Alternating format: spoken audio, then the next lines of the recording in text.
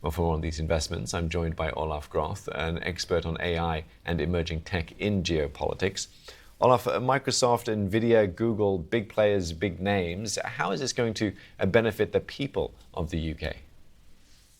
Look, these are hugely important deals. These deals will enable infrastructure investments that are desperately needed in the UK.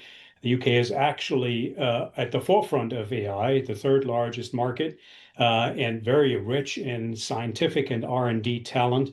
However, it is lacking digital infrastructure, and here, first and foremost, of course, compute power in order to scale out throughout the UK, throughout Europe, and throughout the rest of the world. So, infrastructure relief by way of compute power is it will be boosting venture startups in the UK, talent development, and the research establishment as well, depending on how, of course, these deals are designed. And how much does the UK economy need this?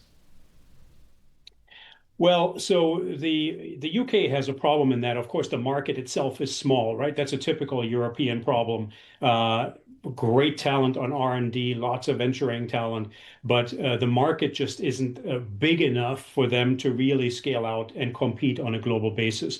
This will give the UK a backward extension, hopefully, into the US market and the right level of compute power and data infrastructure that it needs to fuel the growth for UK entrepreneurs.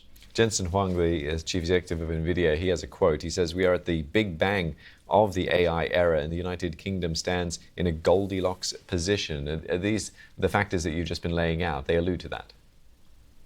They allude to that. What he's really saying is, look, the UK has some really key ingredients for AI growth. That is, of course, first and foremost, as I said, the science establishment around Cambridge, Oxford, UCL, and so on and so forth.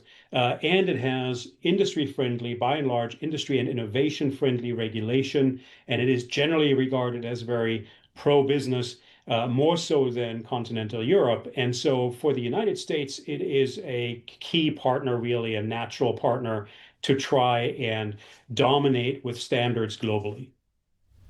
And just briefly, what else are you looking out for from this trip then and these announcements? Well, look, if I was a UK stakeholder, if I was the UK government, I would, of course, want to make sure that with big money obviously comes big power and ideally big responsibility. So having these hyperscaler platforms and their AI play to UK regulatory rules rather than demanding that they would be waived or nixed would be one thing that I'll be watching for. Next is I would want to tie these investment deals into training for small and medium-sized businesses and for education, starting with first grade, as it were, so that the UK population becomes more AI literate. And I would make sure that alongside all of the compute investments and the AI investments, that the US brings energy investments as well. I think that is already being negotiated as part of these deals because big AI requires big energy, and that cannot be siphoned off from existing businesses and society at large. That needs to be brought into the market. Okay, Olaf, thanks very much. I'll have to leave it there. Olaf Groth there, an expert on AI and emerging tech in geopolitics.